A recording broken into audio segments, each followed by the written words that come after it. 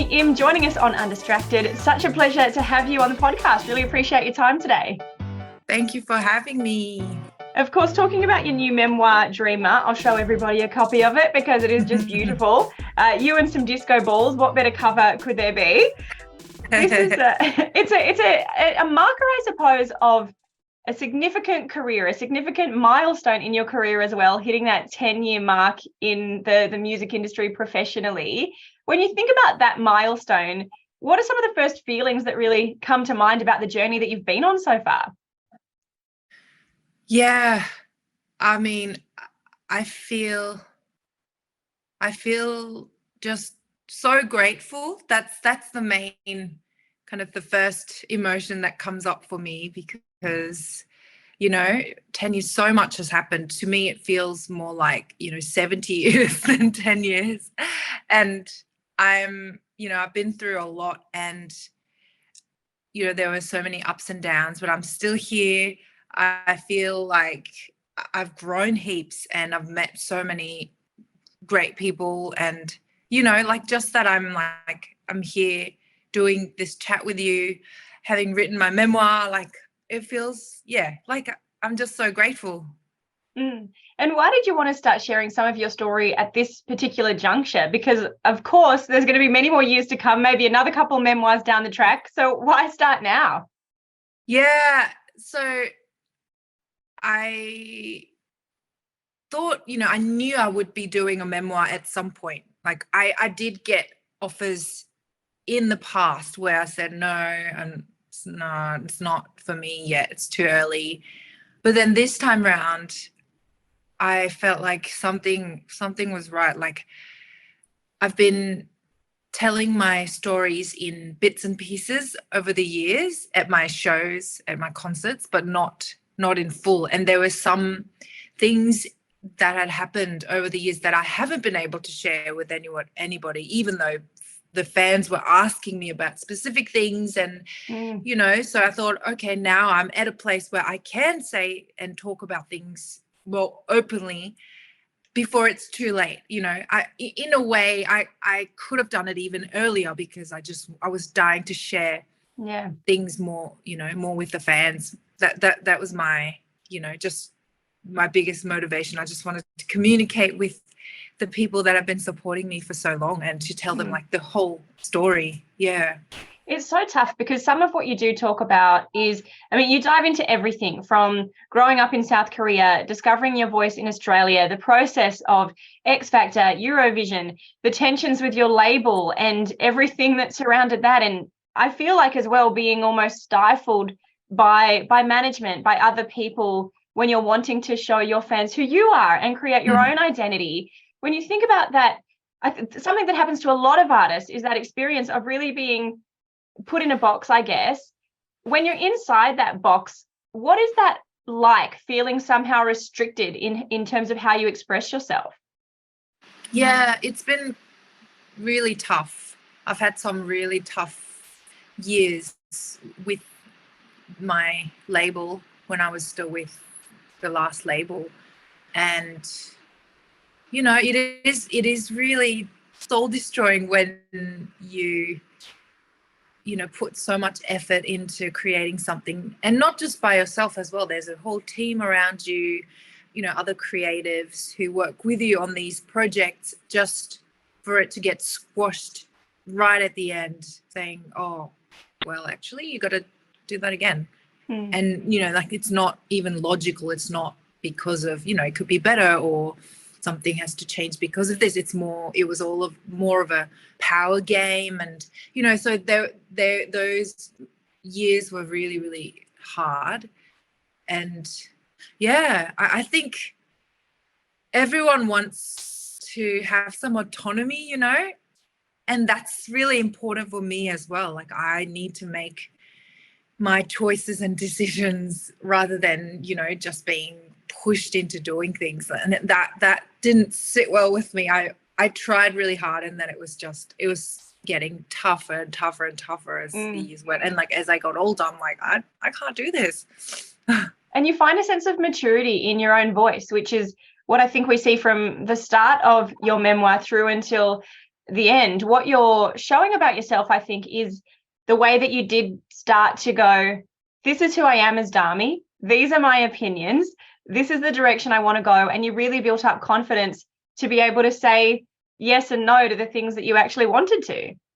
Exactly, yeah. And, you know, I think that's so important, like not just in the music industry, but, you know, everybody growing up. You know, I started off when I was in my 20s, now I'm in my 30s, and there's just something you learn as you grow older.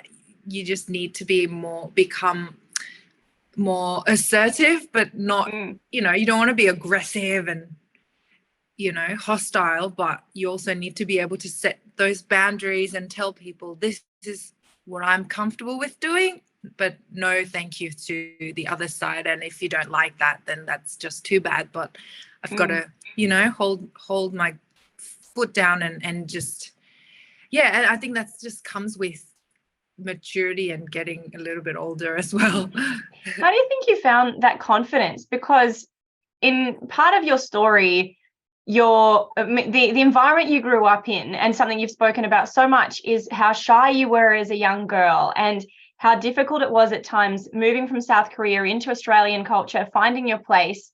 How did you build up that confidence when there was also these difficulties that made you almost feel shy and disconnected? Yeah. Well, yeah, just coming to a whole new country as a 9-year-old and like not speaking English, all of that was hard, but more like it's hard for anybody. But for me, I felt it so much more because I think because I'm quite introverted and I'm still introverted right now. But yeah, it's just, you know, those experiences were, I guess, something that a lot of people share in Australia. Like I heard, is it like 1 out of 4 Australians speak a different language at home or something like that? Don't quote me on that, but something like that. Yeah, and so, you know, it's a common experience, but for me, I felt really, you know, just stressed out all the time, like even as a kid. Even as I was appreciating how beautiful Australia and Brisbane was in summer when I arrived in 1998, it was like, wow, this is so cool. But then I was just so scared of going to school every day and trying to figure out what's happening, you know, so afraid that I'll miss what the teacher's saying and I'll, you know, do something stupid, you know, like that kind of thing's quite scary for a kid. Was performing the outlet for you that, I guess, helped you find voice, I suppose, or helped you break out of that persona that you felt you were carrying as a quote unquote shy kid? Yeah. So yeah, like there's this moment in the book where I talk about playing piano for the first time at assembly at school, and I could just feel everybody look at me differently, and I felt good. I was like, yeah, and and I clung to that because, you know, first of all, I'm such a show off. I love being praised, and so yes, I was like, yeah, I've got to do this, and yeah, I felt not stupid for the first time at school. So music definitely became something that I had to just focus on and, you know, tell people like, yeah, this is my thing, this is what I do. So I think that's how I survived school, like all through till, you know, year 12. I was like the music girl, the piano girl. Like that's how everyone knew me. And to not feel stupid doing it, that's huge, for it to give you that feeling.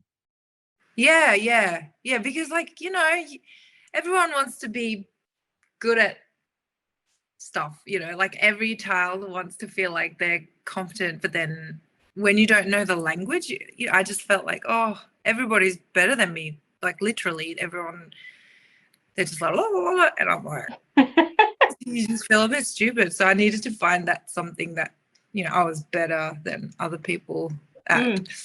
I find it interesting though, early on in the book, in the prologue, you say that you didn't feel like this was your destiny, the playing of music, getting on X Factor, doing all of the things that you have done. What do you mean by that? That it wasn't something you had a sense of destiny about? Because like, you also do call it a calling as well.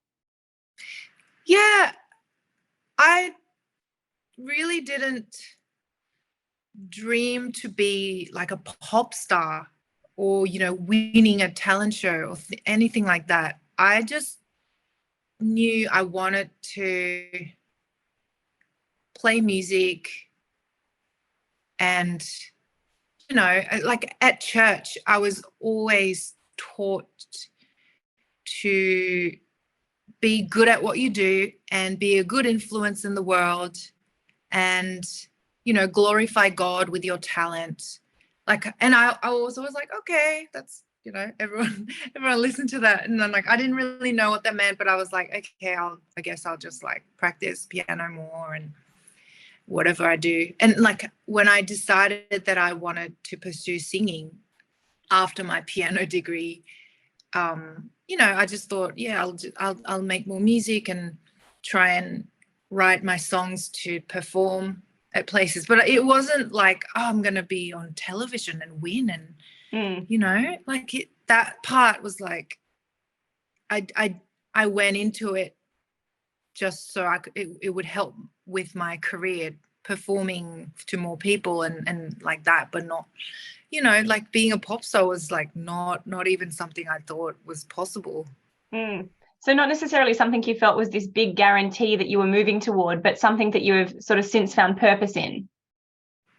Yeah, I've had to find meaning in it because it happened to me. So I was like, well, what does this mean? Like, why did God allow this to happen to me? And like for the longest time, I was just like, I don't know. It's like because it wasn't like I suddenly won and I was like, shine, and everyone was being influenced by me. Like it wasn't, you know, and I'm like, I'm just the same introverted, awkward kid. And like I struggled with, you know, the label stuff. I was struggling with talking to people, like meeting heaps of new people that were like very mainstream, like the types of people that I have never met. I grew up in a very sheltered environment. The Korean Christian church was like my main, you know, surrounding. Even though I went to school in that, I always kind of hid under my little community. And so now I'm like, I'm meant to influence people. Like, what do you mean? You know, and I'm like, I'm still figuring that out almost. But you know, when I first won, I was just like, this is like so abstract. And then there's all these people that, you know, want me to do something to, you know, like to further the cause. And I'm just like, I don't know. And you got to talk to anyone. And you got to kind of find it for yourself, because you don't really want to be doing all of these things, I imagine, without a sense of personal reason behind it. Otherwise you would just get lost in it all. Yeah, exactly. And yeah, like I just didn't know what a pop star was meant to do. I'm like, you know, I've got all these opportunities, but then it's still navigating through these like web of system that was also very broken and toxic. And then I'm trying to be like, you know, shine, you know, God's light. And I'm just like, yeah. Yeah, like, how do you do it? And it's one of those things that I feel like a lot of different artists who have a grounding in church community or have a faith connection with the music that they do, when you step out into a broader world and you start to see artists of all different kinds, from the people I've spoken to, it sounds like there can be this like a popping of the bubble and then I don't know what to do and what is this big world. Have you felt that same need to grow beyond the church community that you grew up in, experience things outside of that world as you express yourself as an artist, as a person, or are you still really comfortable with that connection and that foundation that you started with? Yeah, that's a good question, because I started off as a church singer, you know, Christian Korean church circuit was like my training ground. And but even as I was singing to the church and like 5 grandmas in a rural church in Korea, things like that, I always felt like I didn't want to limit myself to the church, because I was like, well, didn't the Bible say go out, make disciples to the ends of the earth? That's what my pastor was always teaching me about. And I was like, why am I just preaching to the church when they already believe, So I was like, I need to go out, but I didn't know how. And I guess, yeah, that was part of the reason of doing X Factor and trying to find more opportunities outside, because I just felt like I was stuck in there, and it wasn't, I felt like that wasn't my calling. I just, I wasn't going to become a pastor. I was going to become someone outside doing, ministering to the world. And then as your question said, like, I was like, I was outside, but then I didn't know how to relate, like actually talk to the world outside, because I was so inexperienced in just my day-to-day relationships. Like, I didn't speak to many people outside of the church, and I didn't know what they were thinking about. Like, I had to just learn everything from scratch, and that probably took like, good 7 or 8 years. And then I finally felt like, okay, I kind of understand people. But then and then there's more searching after that. And you kind of arrive at this point now, by the sounds of it, where you have a bit more clarity and confidence in your personal identity, but then also how it does connect to the rest of the world and the industry around you. Yeah, I think so. I mean, it's not easy, but I feel like it's important that I'm, still really connected to my church community, and it's getting harder and harder, right? Like, things have changed a lot even since 10 years ago. Like, everything's different, but I mean, not just me, but like the world is changing so quickly, and I don't know, it's like a constant thing that you've got to try and ask for guidance, because it's not like a manual where you can just follow and go, oh yeah, we preach and blah, blah, blah. It's like, no, you got to just ask God for every little thing and figure it out as it comes. Like, you're just figuring it out. We're all figuring it out. We're all working it out. And I think it's one of those things that you do learn as you get older, as life seasons change.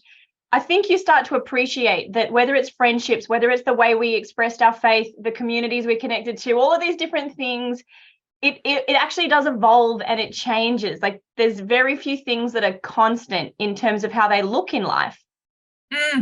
Yeah, exactly. Like everything, my own friendships have changed. My church community has shifted, and then the world has changed, the way they respond to, Christians. Like, it's everything's so different. So I guess it's just staying connected and trying to just work it out and praying about it and asking for I guess being able to talk to people who are thinking about the same things and worrying about the same things, and figuring it out is, I think, probably it's helpful. And I think that's at least one of the good changes that has happened more sort of across the board, is that everybody is getting more comfortable with talking about their challenges, with opening up about all the different parts of life that we just need to sometimes. And I really appreciate how vulnerable you are in Dreamer, especially talking about your experiences as a woman, as a wife, as a mum, not wanting to be labeled by any of those things, but also so aware of how people would interpret you.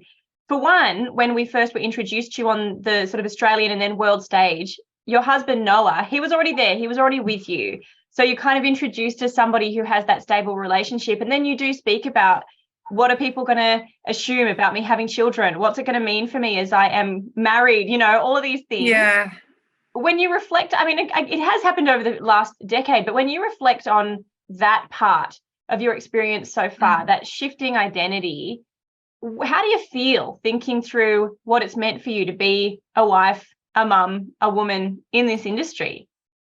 Yeah, that's something that I talk quite a bit about in the book, right? And like I was always so like conscious and even paranoid about getting married and having kids and all that, because I just knew that people would put a big label on you. And I guess that was sort of more the Korean church upbringing. I think maybe it's, I don't know, do you think it's to a lesser extent in the outside world? I don't know. But I don't know. Yeah. I think all of us can feel these pressures, and I don't know where they come from. yeah, and it's definitely there. Like people expected me to, it felt like everyone, when I was on X Factor and getting all this attention, everyone was just waiting for me to have that baby. And I'm just like, I'm scared of babies, I think so many of us are. It's okay. Yeah, man. Yeah, everyone should be very scared. I've got one now, so very scary. But yeah,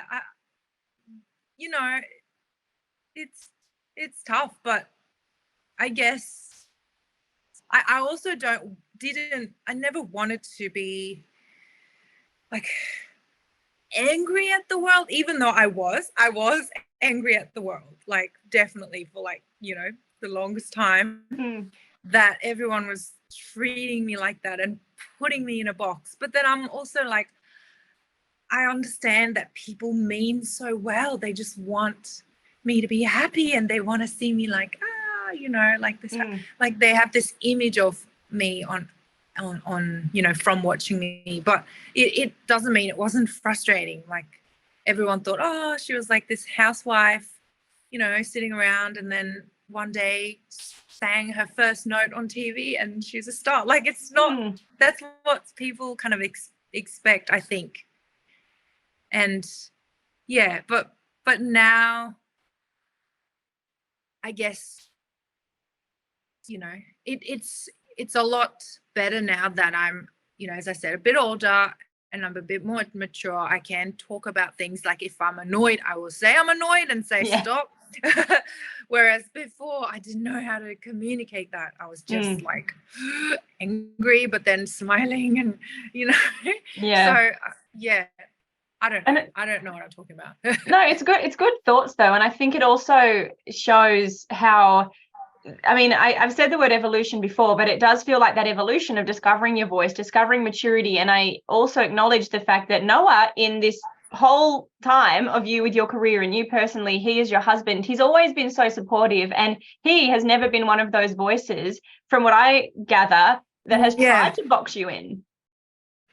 Yeah, that definitely helped so much, because it was everyone else but my husband, which is great. He was always telling me, even before we got married, like you're gonna keep doing what you love and I'll support you. And like he really followed through. It wasn't just all talk, and even after this baby, he's very involved. Like he's probably doing, around at least half the parenting, which is like, I mean, I guess like it's how it should be, but it's not always like that. A lot of the times, the mum is expected to do like everything. And like, I mean, every family is different, but in my case, I'm working as well. He's working as well. So we, try and make it work rather than going, oh, well, that's your job. I would have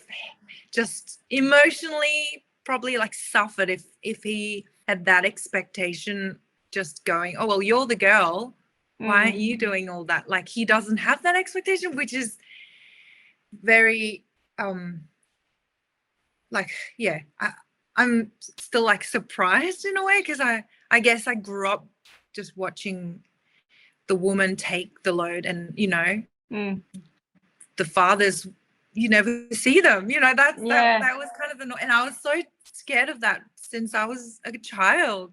You know, like I'm like, I would talk to friends and go, what's the point of like doing all this like work and going to uni and like working so hard with the boys, and then in the end, like we're going to be having kids and we don't get to go out. Like that was a big question mark. Like, yeah, how does that even work? And there's something liberating in being able to find your own balance and find a way for it to work for yourself. And things really have changed so much, you know, when you think about the generation our parents grew up in, our grandparents, so many families now, everybody works. And so it's really a different time to be working out all of these things. But Dami, it is such a pleasure to have time to chat to you and to read your memoir. It's called Dreamer. I want to ask you this question as we wrap it up then. What is your dream now? What is the dream that is on your heart at this time in this season? My dream at the moment, I'm so tired and I dream of sleep. I have a 6-month-old, so I'm just like, who cares? But in the very sort of short-term dream that I have is I really do want to have another shot at Eurovision. And I thought it was going to happen like 2 years ago and then 1 year ago, and then it just kept not happening. So I'm still waiting for that to go ahead, you know, if God allows. But yeah, at the moment, I just want to keep being able to like tour again, make music. I'm at a stage where I'm like questioning, like this is another moment, like a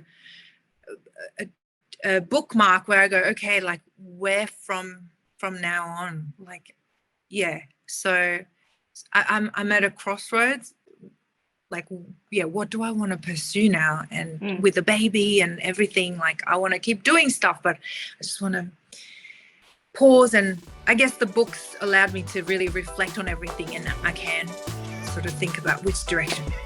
Yeah. Well, thank you for taking us on the journey with you. It's such a pleasure to share it and also to see what comes next for you, Dami. Thank you again. Yeah, thank you for having a chat with me. Really appreciate it.